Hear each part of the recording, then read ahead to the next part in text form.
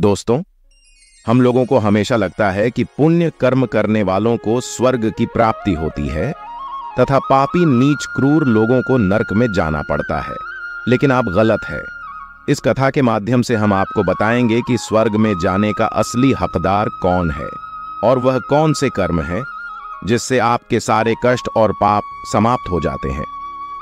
तो आइए दोस्तों, जानते हैं इस पवित्र कथा के माध्यम से। दोस्तों, एक बार धरती लोक पर 4 व्यक्तियों की मृत्यु एक ही साथ हुई थी।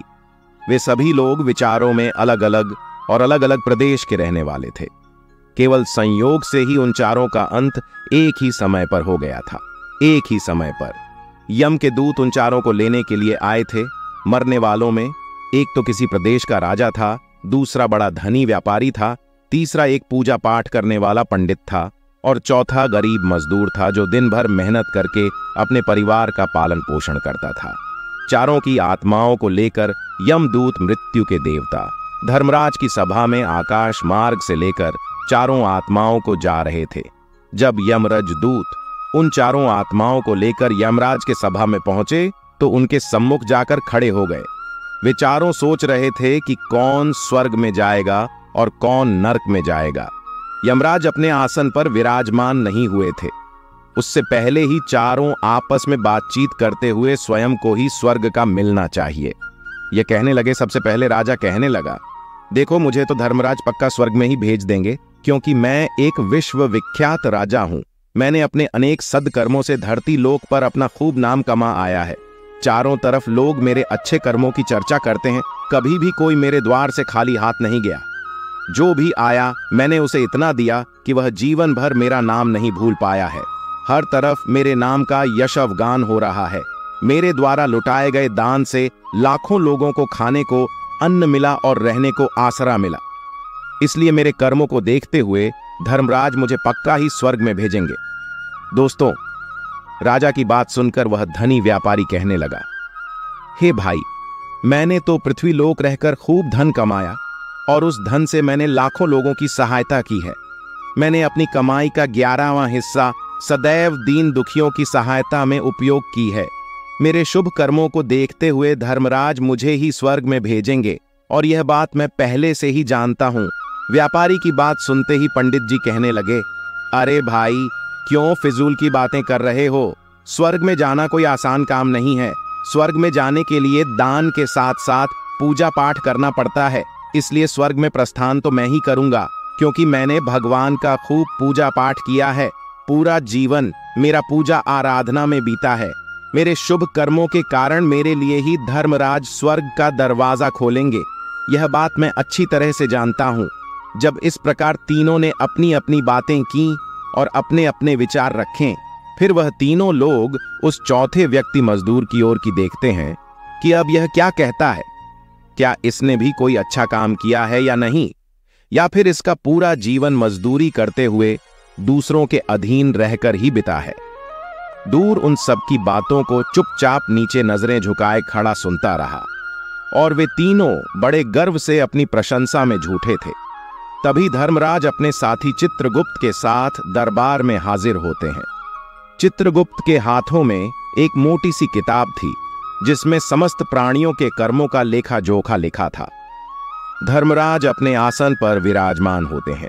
उसके बाद चित्रगुप्त ने राजा को अपने पास बुलाया और उससे पूछने लगे कि तुम बताओ, तुम तो धरती पर बड़े ही विख्यात राजा थे। तुमने अपने जीवन में कौन कौन से शुभ कर्म किए हैं तथा कितने लोगों को दुख दिया है, कितने लोगों का भला किया है? मैं अपनी पुस्तक में देखकर यह फैसला करूंगा कि आप स्वर्ग में जाने के अधिकारी हैं या नहीं। तब बड़े गर्व के साथ राजा अपने कर्मों को बताता है।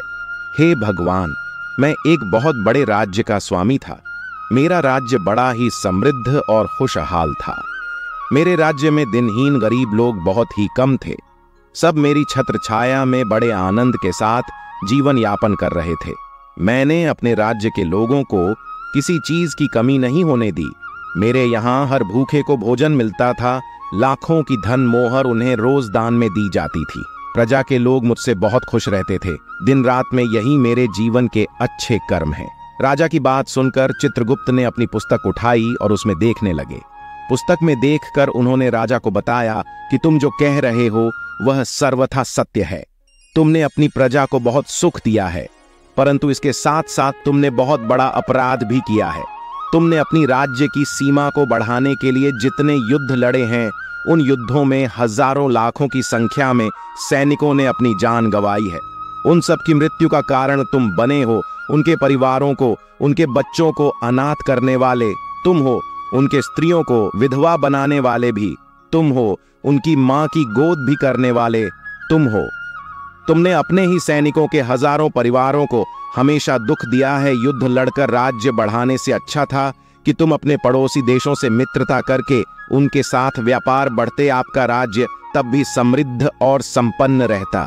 तुमने अपनी प्रजा को नहीं, सैनिकों को सुखी बनाया है, इसलिए तुम स्वर्ग के अधिकारी नहीं हो। यह बात सुनकर राजा चुपचाप पीछे हो गया। उसके बाद चित्रगुप्त ने व्यापारी से पूछा, आपने धरती पर कौन कौन से अच्छे कर्म किए हैं?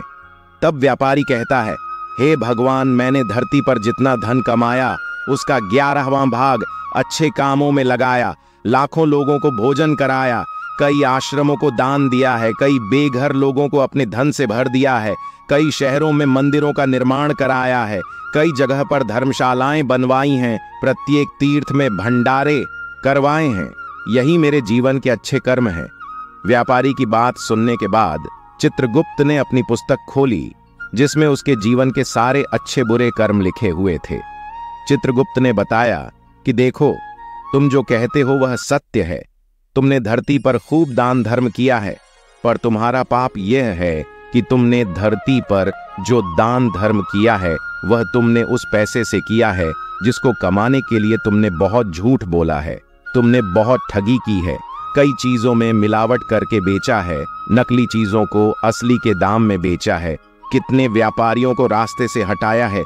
तुम्हारे इन कर्मों से अनजाने में कितने लोग बीमार होकर मार गए हैं, कितनों ने आत्महत्या कर ली, कितनों की मेहनत का पैसा तुम्हारे पास चला आया। उन सब लोगों की बद्दुआ तुम्हारे साथ है।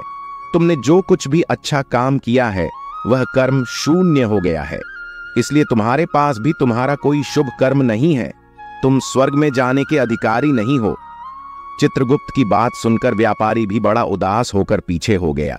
उसके बाद पंडित जी को आगे बुलाया और पूछने लगे, तुमने अपने जीवन में कौन से अच्छे कर्म किए हैं? तब पंडित जी कहते हैं, हे भगवान, मेरा पुण्य यह है कि मैंने हजारों लोगों को ज्ञान दिया है, हजारों यज्ञों के अनुष्ठान को संपन्न कराया है, हजारों के घरों में पूजा पाठ कराया है, दिन रात मैंने ईश्वर का जप तप किया है, हजारों कन्याओं का विवाह कराया है, लाखों पिंड दान श्राद्ध कराए हैं, अनगिनत लोगों को मार्गदर्शन किया है। इससे ज्यादा शुभ कर्म और क्या हो सकता है? तब चित्रगुप्त अपनी पुस्तक में देखकर बताते हैं, हे पंडित महाराज, आपका कहना सत्य है। आपने वास्तव में हजारों लोगों को ज्ञान दिया है, लेकिन उस ज्ञान पर स्वयं कभी अमल नहीं किया। आपने सैकड़ों यज्ञ पूजा अनुष्ठान कराए, पर उसको निस्वार्थ भाव से किया गया, कोई कर्म नहीं था। तुम हमेशा से धन के लालची रहे हो, इसलिए तुम स्वर्ग में जाने के अधिकारी नहीं हो। अब तो उदास होते हुए पंडित जी भी पीछे हो गए। अब बचा केवल मजदूर। वह मजदूर यह सब देखकर बड़ा हैरान था कि अब तक वह जिनको इतना महान समझ रहा था, उनमें से कोई भी स्वर्ग का अधिकारी नहीं रहा। तो मैं कैसे स्वर्ग में जा सकता हूँ? मुझे तो स्वर्ग की कल्पना भी नहीं करनी चाहिए, क्योंकि मैं तो कभी पूजा पाठ जब तब या दान करने के लायक भी नहीं था।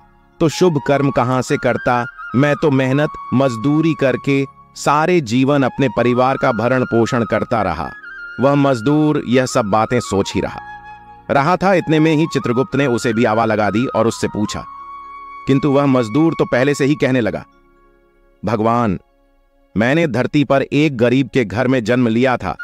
दान हवन पूजा पाठ करने के मैं लायक ही नहीं था, तो मैं शुभ कर्म कहां से करता? मैं तो अपने परिवार का पालन पोषण बड़ी मुश्किल से कर लेता था। मैं जानता हूं भगवान कि मैं स्वर्ग में जाने का अधिकारी नहीं हूं। मैंने धरती पर भी नर्क भोगा है और आगे भी नर्क में ही जाने की हैसियत है। किंतु हे प्रभु, यहां पर भी मेरी एक इच्छा है। मैं स्वर्ग में तो नहीं जा पाऊंगा, लेकिन मैं एक बार स्वर्ग को अपनी आंखों को झपका कर देखना चाहता हूं। इससे अधिक मेरी कोई इच्छा नहीं है। क्योंकि मैंने ऐसा कोई कर्म नहीं किया है जो कुछ देर के लिए ही मुझे स्वर्ग में पहुंचा दे। मजदूरी के बाद लोगों की सेवा के लिए मेरे पास समय नहीं बच पाता था। बचा हुआ समय मैं अपने बूढ़े माँ बाप की सेवा में लगा देता था। उनके लिए उन्हें खिलाता पिलाता, उनके वस्त्र बदलता, यही मेरी दिनचर्या थी। मुझे तो मंदिर में जाने का भी अवसर नहीं मिलता था।